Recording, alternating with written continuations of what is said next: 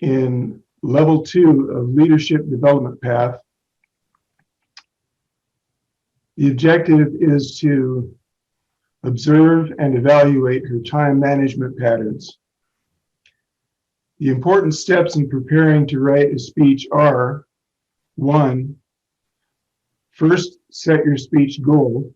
2, break down into manageable tasks. 3, prioritize the tasks. 4, do research. And 5, begin writing. In considering the time management element, Elizabeth realized that this should be a two-part presentation. Today will be part 1. Elizabeth's speech is entitled, "It is Written." The time is 5 to 7 minutes. So, Elizabeth Martin, "It is Written." Elizabeth?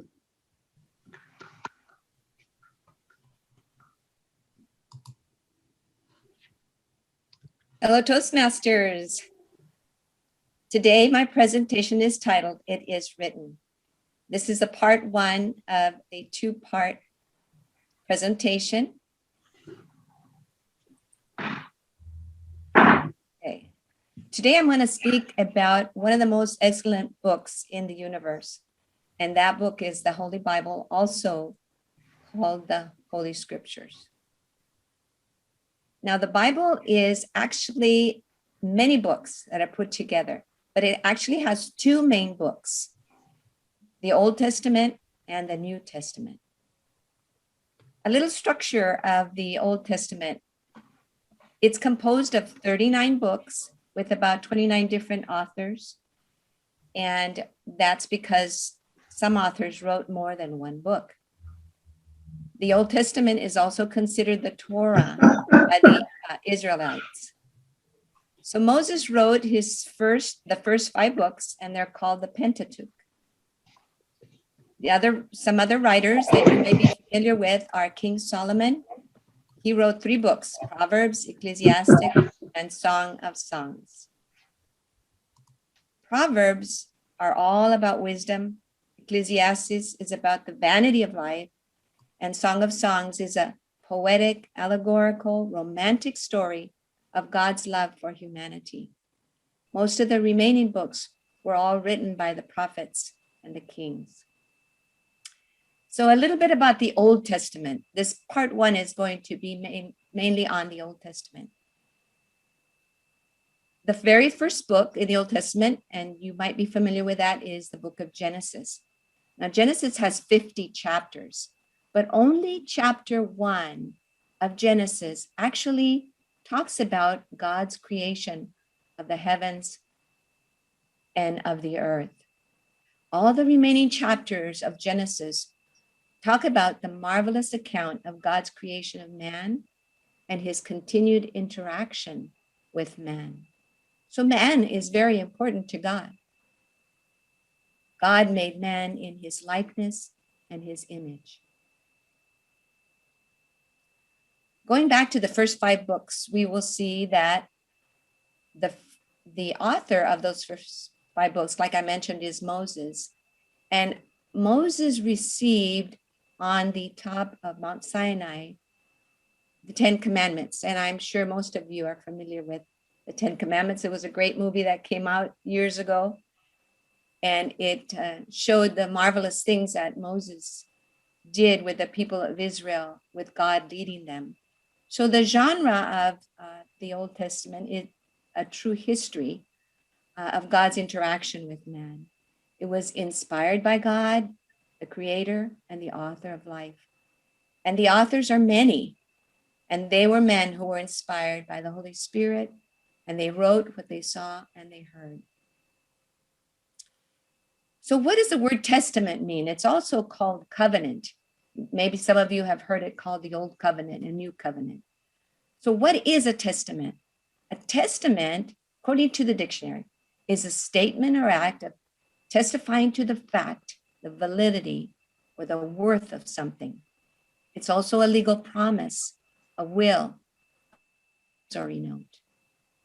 Covenant, along the same lines, means that it's a binding and solemn agreement made between parties. It's actually a formal sealed contract. So what is the time frame of the writing? This is an amazing book because it tells us, this book tells us, and I don't know of any other book that can tell us of the creation of the universe, the creation of earth, and the creation of man. And it was written about 1,312 years ago, years before Christ's birth. Now here's the book, wasn't written in 1 day, 2 days, 5 years, 10 years, but it was an ongoing speaking and writing of what was happening between God and man. The entire book took approximately 1,500 years to complete. The last writing of the Old Testament was about 400 years before the birth of Christ. So what is the goal of the Old Testament? Well, mainly it's to tell us about the mysterious, invisible God, to make himself known to man. Why? So that man could know the heart and the character of God. That man might acknowledge his need for God, and that man might know God's intention and purpose in creating man. I don't believe there's any other book that has been written over such a long period of time and that is in such harmony from beginning to end. I have read the Bible from cover to cover. I'm on my 5th time now, and I never can exhaust the glory of what I read, even though I read it over and over again. Every time I read it, I see more of who God is, of his interaction with man, and of his purpose with man. If any of you have never read it, I encourage you, pick up this book. Don't go through life without reading the greatest book that has ever been written, the book that tells us and in writing has been set so that we can know who God is. Well, that's it for my first part. The second part, you can guess, it's going to be based on the New Testament or the New Covenant. And the title of my speech is, for that part, will be called For This Purpose. I'll return the meeting back to you, Mr. Toastmaster.